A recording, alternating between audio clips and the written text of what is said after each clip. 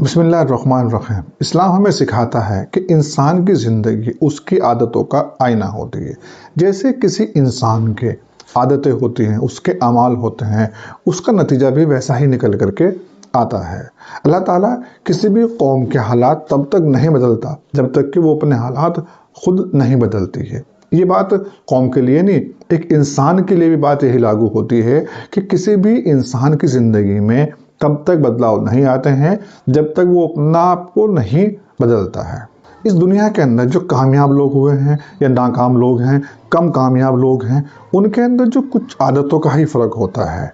और वो आदतें कौन सी हैं कि जिनको अपनाने से एक इंसान कामयाब हो जाता है और जिनको ना अपनाने की वजह से एक इंसान मतलब इंटेलिजेंट और टैलेंटेड होने के बावजूद भी कामयाब नहीं हो पाता है। उनमें सबसे पहली आदत जो है वो है सुस्ती करना, सुस्ती दिखाना। देखिए, एक नाकामयाब इंसान जो होता है वो अपना आज का काम कल पर टालता है।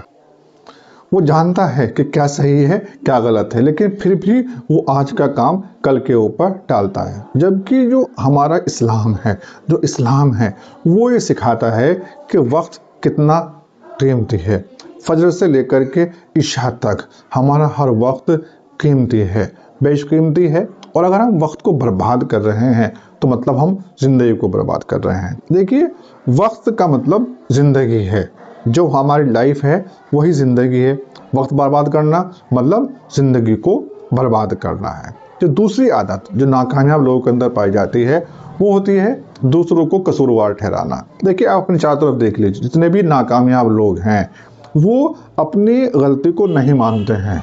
वो अपनी हर गलती का इल्ज़ाम दूसरे लोगों के ऊपर रख देते हैं। वो ये कहते हैं कि मेरी तो किस्मत ही ख़राब है, मेरा तो वक्त सही नहीं चल रहा है, मेरा तो लोगों ने साथ नहीं दिया है, मुझे लोगों ने धोखा दे दिया है, उसने मेरे काम के अंदर कमी निकाल दी है। मतलब वो अपनी हर कमी का इल्ज़ाम वो दूसरों के ऊपर लगा देते हैं। जबकि जब तक कोई इंसान अपनी रिस्पॉन्सिबिलिटी को, अपनी कमी की जिम्मेदारी नहीं कबूल करेगा तब तक वो ज़िंदगी में कामयाब नहीं हो सकता है। जो लोग कामयाब होते हैं वो अपनी हर गलती की जिम्मेदारी अपने आप लेते हैं और उसमें देखते हैं कि मुझसे कहाँ गलती हो गई है और उसको वो ठीक करने की कोशिश करते हैं।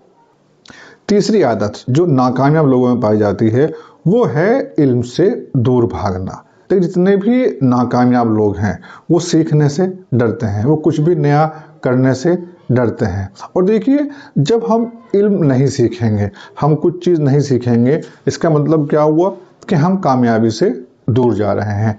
इल्म का हासिल करना कामयाबी के लिए सबसे ज़रूरी है।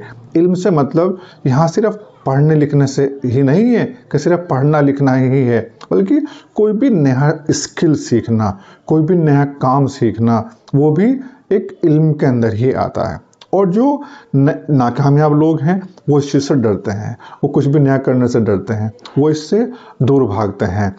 वो हमेशा ये मानते हैं कि हमें तो सब कुछ आता है, हमें सब कुछ पता है, हम सब कुछ जानते हैं।